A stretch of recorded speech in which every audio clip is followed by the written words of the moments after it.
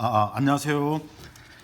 안녕하세요. 온라인 독서 시간입니다. 오늘은 2차 시 경쟁 어떻게 받아들일 것인가 2차 시 교과서 쪽수는 71쪽입니다. 교과서 71페이지. 전 시간과 연계해서 같이 진행해 보도록 하겠습니다. 71쪽. 우선 한번 좀 읽어보겠습니다. 이런 점들로 보아, 거기 71쪽 처음이죠. 이런 점들로 보아 경쟁은 우리 삶에서 떼어낼 수 없는 불가피한 것입니다. 따라서 우리에게는 경쟁을 부정하는 것이 아니라 경쟁의 긍정적인 힘을 배우고 활용하는 지혜가 필요합니다. 이거 아주 지극히 그 글쓴이의 지은이의 의견이죠. 그래서 이 글이 논설문에 해당한다고 할 수 있습니다. 논설문에 해당하고요. 뭐 특별한 건 없어요. 경쟁은 우리 전 시간에 배운 것 중에 가장 중요한 거 호모 루덴스 하우징어가 얘기하는 경쟁은 인간의 본능이고 필수 불가결한 것이다. 그리고 경쟁은 그 인간의 본능이다.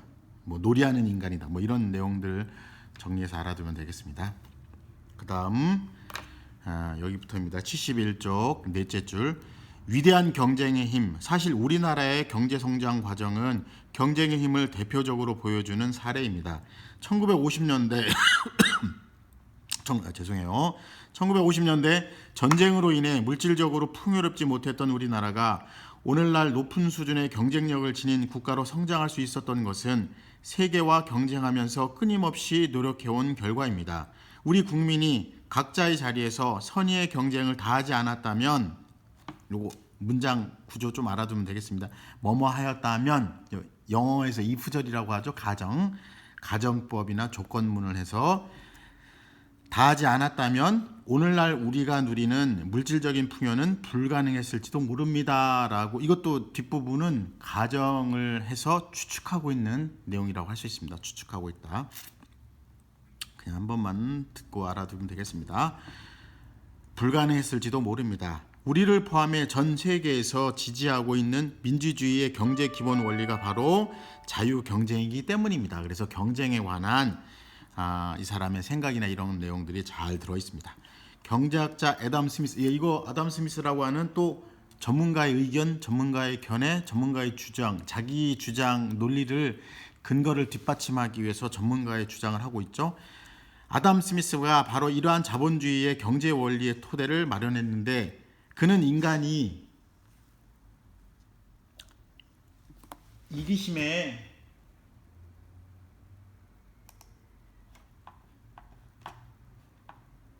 잠시만요.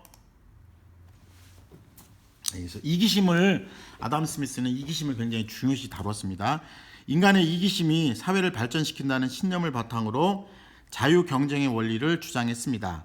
그는 인간이 타인에 대한 동정심보다 자신에 대한 애정이 앞서는 존재이며, 이러한 인간의 타고난 이기심을 인정해요. 이기심이라는 단어가 2번 나왔죠. 그래서 이기심을 토대로, 즉 이 이기심이 경쟁이라는 의미랑 그 일맥상통합니다. 상통해요.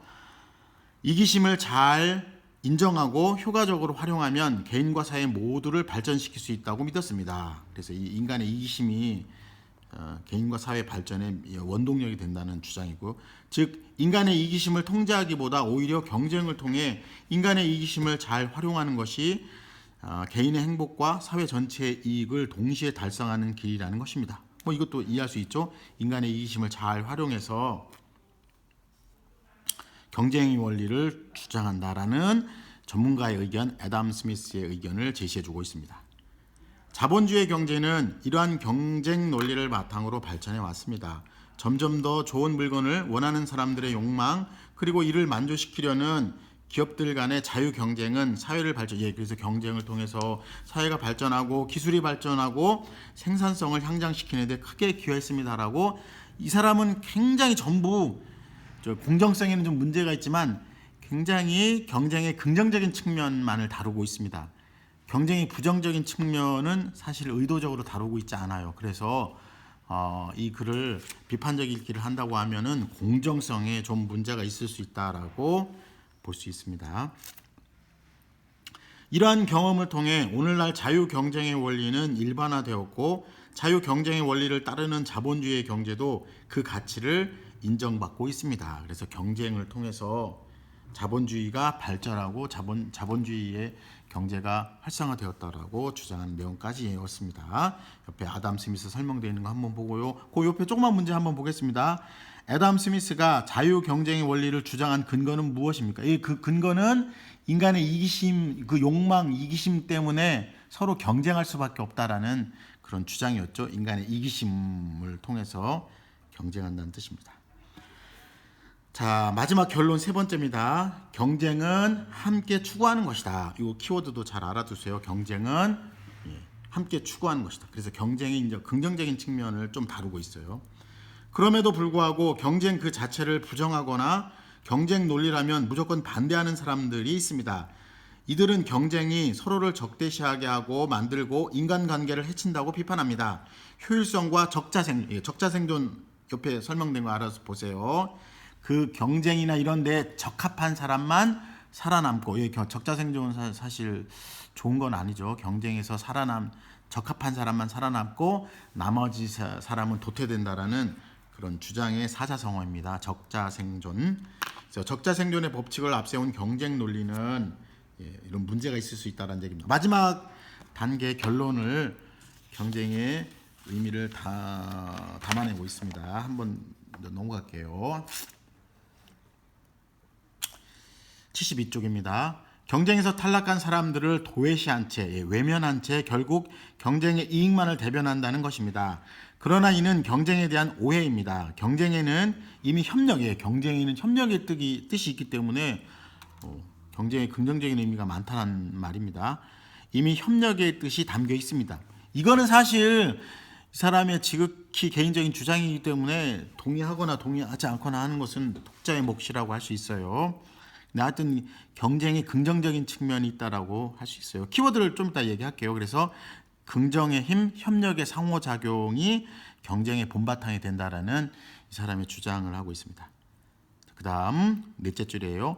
경쟁은 경쟁자들을 부정하고 배제하는 것이 아니라 경쟁을 인정하고 그 바탕 위에서 각자의 의욕과 노력을 한층 더 이끌어내는 긍정적 상호작용이라고 할 수 있습니다. 그래서 경쟁은 긍정적 상호작용이다. 딩동댕 맞아요. 이 사람이 주장하는 경쟁의 의미입니다. 요즘 사회를 가리켜 유독 경쟁 사회라고 부르며 승자와 패배를 가혹하게 가르는 약육강식. 약육강식도 그 사자성어 밑에 정리해 보세요. 약자는 죽고 강자는 살아남는다. 그래서 약육강식의 비정함을 비난하는 사람들이 있습니다. 하지만 잘 생각해보면 동서고금, 온 세상, 인류란 뜻이죠. 동서는 동쪽과 서쪽, 동양과 서양, 고금은 옛날과 지금을 지칭하는 말입니다. 막론하고 두루, 다 모두란 뜻입니다. 막론하고 두루, 모두, 가리지 않고 이런 뜻입니다. 막론하고 인간 사회가 경쟁 사회가 아니었던 적은 찾아보기 어렵습니다. 그래서 우리 인간 사회는 기본적으로 경쟁을 통해서 자본주의가 발달하고 성장해 왔다라고 주장하는 내용입니다. 이건 일반적으로 동의할 수는 있겠죠. 인류는 처음부터 지금껏 각자의 이익을 위해 항상 경쟁해 왔습니다. 그 과정에서 운동 경기에서처럼 공정한 경쟁 조건과 규칙, 그 규칙을 함께 발전시켜 왔습니다. 경쟁 상대가 승복할 수 없는 부정하거나 불공정한 경쟁으로는 지속적인 경쟁이 불가능함을 잘 알고 있기 때문입니다. 그래서 경쟁을 하기 위해서 올바른 조건을 만들고 규칙을 만들어서 경쟁이 지금까지 잘 살아왔다라고 주장하는 겁니다. 이건 지극히 글쓴이의 주장이라고 할 수 있죠. 그러나 이걸 부정할 수는 있겠죠. 그래서 공정성의, 이 글은 전체적으로 항상 공정성의 문제, 그 경쟁의 문제점, 경쟁의 그 비합리성 이런 것들에 관해서는 자체를 언급하고 있지 않아요. 그래서 공정성에 문제가 있다라고 주장할 수 있겠습니다. 우리 사회에서 경쟁은 앞으로도 지속될 것이라고 합니다. 따라서 앞으로의 과제는 경쟁할 것인가 말 것인가를 하는 것이 아니라, 선택하는 일이 아니라 공정한 경쟁을 부정할 수 없고, 경쟁을 하기 위해서 어쩔 수 없이 조건과 규칙을 지키는 공정한 경쟁을 만드는 토대가 중요하다라고 주장하는 겁니다. 이게 마지막 주장이 글쓴이의 결론 주장입니다. 공정한 경쟁을 추구하기 위한 방식에 대한 고민을 함께 하자는 것입니다. 그래서 거기까지가 마지막이죠. 공정한 경쟁을 추구하자라는 메시지입니다. 마지막 주제가 공정한 경쟁을 추구하자가 이 글의 주된 메시지입니다. 공정한 경쟁을 추구하자. 자, 얘기한 것처럼 이 글은 자기 주장이 강한 갈래는 그래서 논설문이라고 할 수 있죠. 옆에 돼 있는 거. 성격은 상대방을 설득하기 위해서 설득적이고 예시적이고 예를 많이 들고 있고 전문가의 의견은 전문가의 견해를 논리적으로 근거를 대기 위해서 잘 제시하고 있다라고 할 수 있습니다. 주제는 공정한 경쟁의 필요성, 공정한 경쟁의 필요성. 이게 주제가 되겠죠. 공정한 경쟁의 필요성. 이렇게 정리해 두면 되겠습니다. 공정한 경쟁의 필요성. 특징 같은 거를 보면요. 특징, 이거 전문가의 의견도 되고,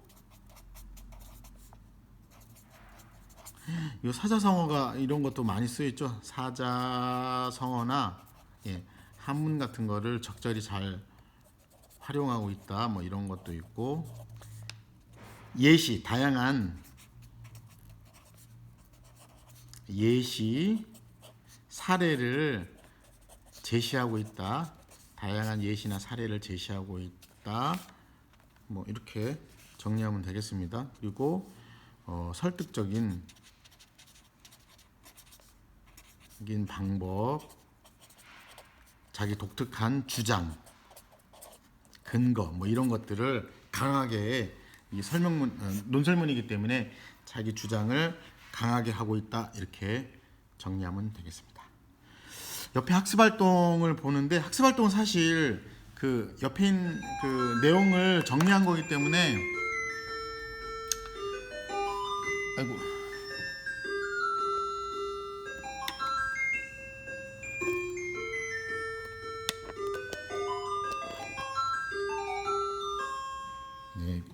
좀 좀이 쳐가지고요. 잠깐만 다시 하겠습니다.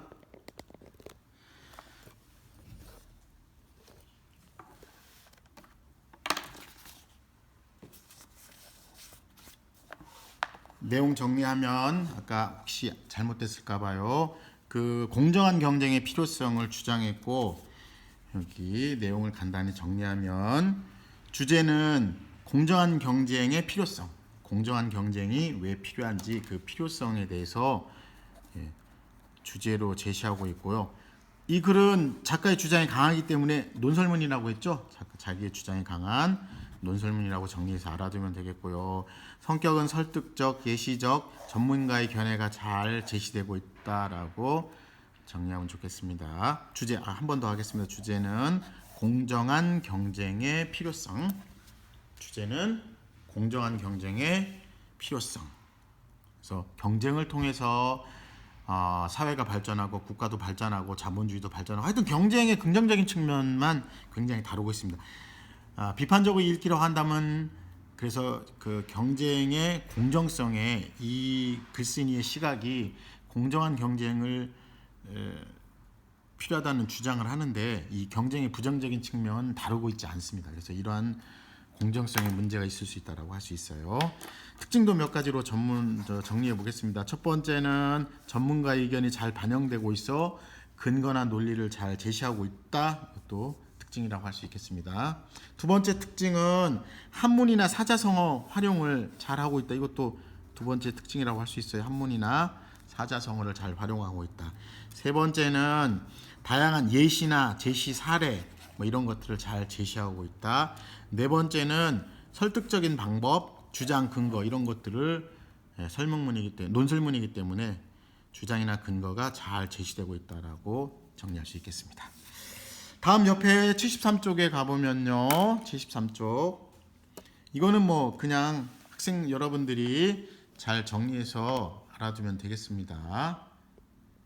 73쪽 거기 첫 번째는 이 글에서 글쓴이가 경쟁에 대해 주장한 내용을 적고 그 근거를 여러분들이 잘 내용 정리하는 거니까요. 잘 정리해서 찾아보세요. 요게 중심 키워드예요. 경쟁은 발전을 이끄는 힘이다.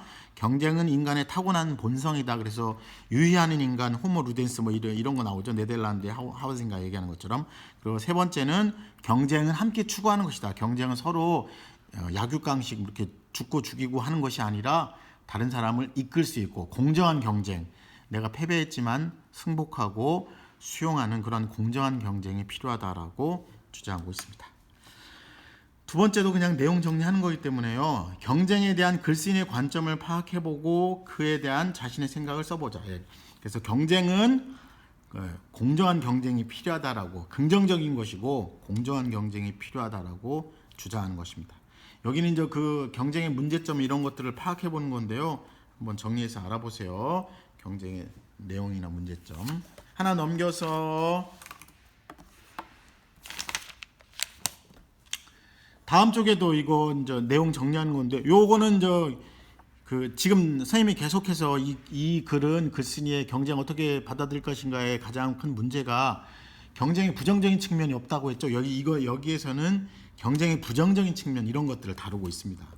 한번 여기 중간 부분 두 번째 단락만 간단히 읽어볼게요. 얼마나 경쟁의 문제점을 지적하고 있는지. 두 번째 단락 보겠습니다. 위대한 선수 한 명 뒤에는 99명의 탈락한 학생 선수들이 있습니다. 학생 선수가 10만 명. 이 중에 대학 진학이 가능한 인원이 10%, 대학 진학 후 직업 선수가 될 가능성이 이중 10%, 즉 운동을 시작해서 직업으로 삼는 비율은 전체 선수의 약 1%밖에 안 된대요. 그래서 운동이나 이런 거 하는데 경쟁이 얼마나 치열한지, 살아남기 위해서 얼마나 많은 사람을 쓰러뜨리고 약육강식으로 하는지, 그런 경쟁의 문제점 때문에 경쟁을 점점 줄여야 된다라고 주장하는 글입니다.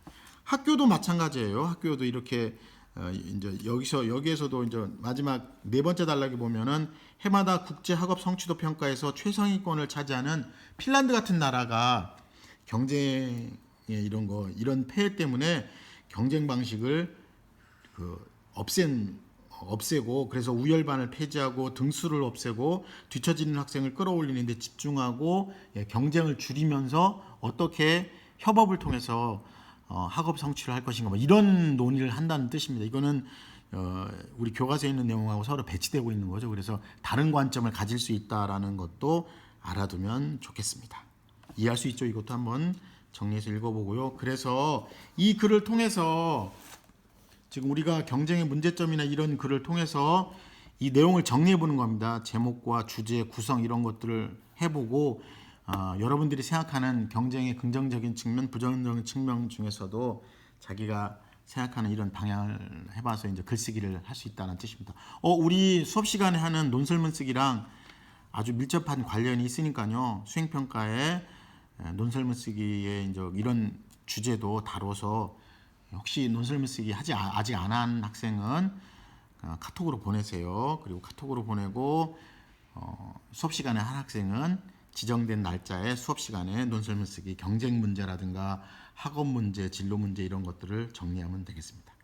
자, 그래서 마지막에 요 논설문 쓰기 한다는 얘기입니다. 그래서 3의 2의 활동을 바탕으로 경쟁에 대한 자신의 주장을 담은 논설문을 한번 작성해 보라는 뜻이에요. 이거는 각자 알아서 여러분이 작성하면 좋겠습니다. 할 수 있죠? 여기까지가 75쪽까지가 2차 고사 내신 시험 범위입니다. 75쪽까지 잘 정리하고 되도록 교과서 본문에 집중하면 되겠어요. 교과서 본문. 그래서 나머지는 뭐 여러분이 각자 알아서 스스로 고민해보고 스스로 생각해보는 시간을 갖고요. 마지막으로 지난 시간에 배운 것 중에 그 사이시옷에 관한 내용이 있었죠. 사이시옷에 관한 내용. 교과서로 보면은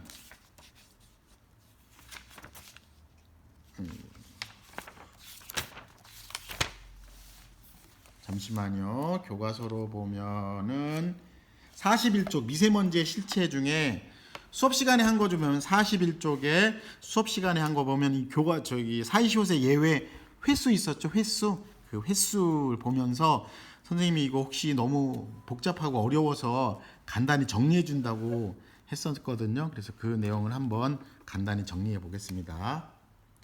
거기 횟수된 거 요거만 자 내신 준비하는데 정리해 왔어요. 요거만 잘 정리하면 되겠어요. 거기 횟수 얘기한 거 그게 예외 있었죠. 그 횟수 예외를 하면서 요 맨 마지막 사이숏 예외 6가지 알아두라고 했었죠. 한번 생각해 보세요. 6가지 뭐였어요? 곡간, 숫자,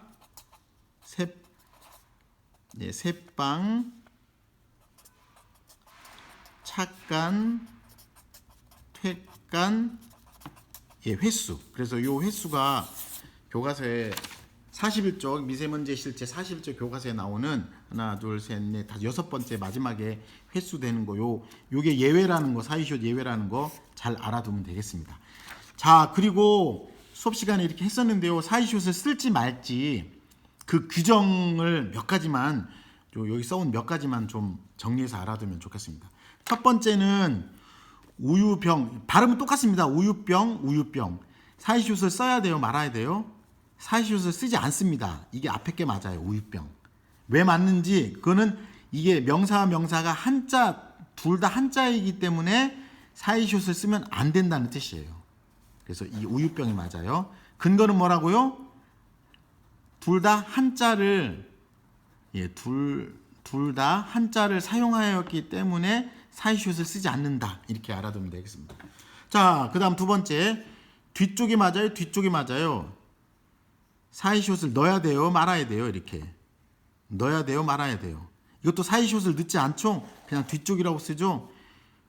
뒤편도 뒤편이라고 쓰죠. 이 사이숏을 넣지 않는 이유는 뒤쪽 같은 경우는 경음화 된소리 대기 현상 때문에 사이숏을 넣지 않는다. 이렇게 알아두세요. 뒤편 같은 경우는 격음화 된소리 거센 소리이기 때문에 사이숏을 넣지 않는다. 이렇게 알아두세요. 두기 바랍니다. 알겠죠? 뒤편이 맞고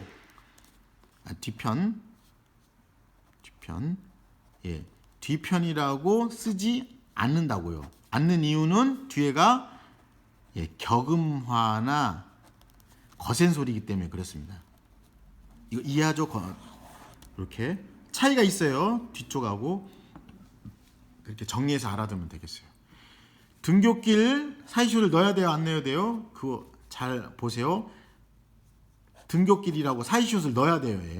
최대값 같은 경우 최대값 최소값 할 때 최대값도 이거는 사이숏 들어가요, 값이. 근데 최소점일 때는 사이숏이 들어가지 않죠. 요건 왜 안 들어가요? 위에서 배운 것처럼 한자를 사용했기 때문에 둘 다 한자를 사용하기 때문에 사이숏이 들어가지 않는다. 이렇게 알아두면 되겠습니다.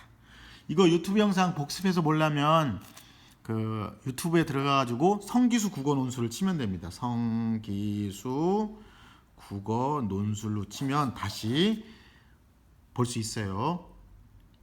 복습할 수 있습니다. 요거 마지막 요거 정도만 꼭 알아두기 바랍니다. 내신에 활용될 수 있으니까요. 요거만 꼭 정리해서 알아두면은 내신 준비하는데 크게 무리는 없을 것 같습니다. 요 우유병 뒤쪽 뒤편 사이숏을 쓰지 않는 이유, 등굣길은 쓰는 거, 최대값 최소값을 안 쓰는 이유, 한자이기 때문에 안 쓴다. 이렇게 몇 가지만 정리해서 알아두면 되겠습니다. 사이숏 예외 6개도 꼭 알아두기 바랍니다. 오늘은 여기까지 수고했습니다.